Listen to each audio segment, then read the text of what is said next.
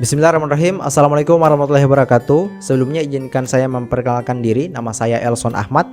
Saya dari jurusan Komunikasi dan Penyiaran Islam. Saat ini saya semester 6. Pada kesempatan kali ini saya akan membahas moderasi beragama.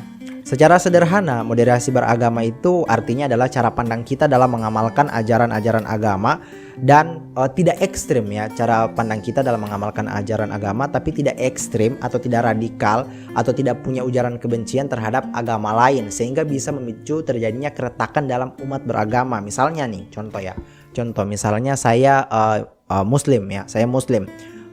Apapun yang ada dalam ajaran-ajaran agama saya itu saya yakini dan saya amalkan. Tapi saya tidak boleh mencela perayaan atau ajaran-ajaran dari agama lain. Contohnya Kristen, mereka punya perayaan hari Natal. Nah, saya tidak boleh mencela perayaan itu ya. Saya tidak boleh mencela ibadah itu atau apa yang mereka kerjakan ya. Begitupun sebaliknya. Nah, faktanya saat ini banyak sekali orang yang ketika terjadi perbedaan keyakinan itu mereka saling mencela gitu ya.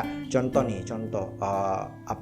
dalam hari Natal itu banyak sekali orang yang mencela non muslim atau Kristen. Pun sebaliknya ada di ajaran-ajaran Islam yang dicela gitu oleh orang-orang non muslim, baik itu Kristen dan agama-agama lain. Salah satu yang paling sering dibahas dan sering diolok-olok adalah poligami. Nah, ini faktanya nih, banyak banget orang yang mengolok-olok Rasulullah SAW gitu gara-gara poligami gitu. Nah, mereka tidak tahu historinya gitu, poligami itu seperti apa. Seperti yang kita tahu bahwasanya poligami itu kan di Islam sendiri kita hanya diperbolehkan untuk menikah dengan 4 orang saja.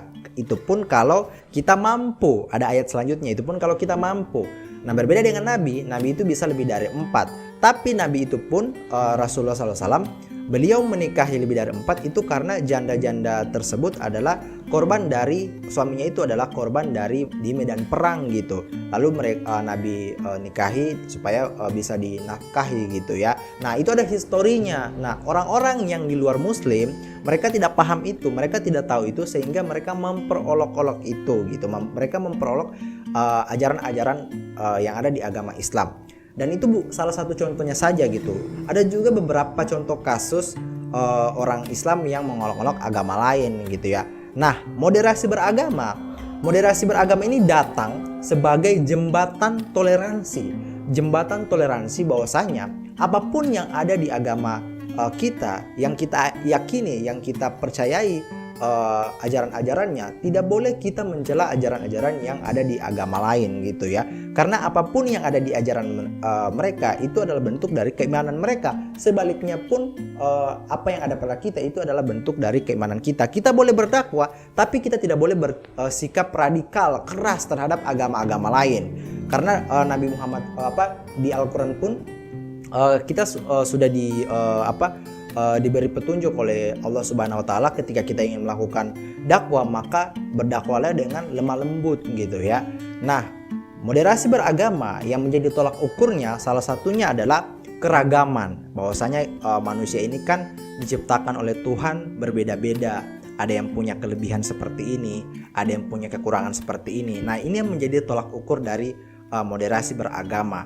Karena kita punya kelebihan masing-masing, kita punya kekurangan masing-masing, maka kita bisa saling melengkapi.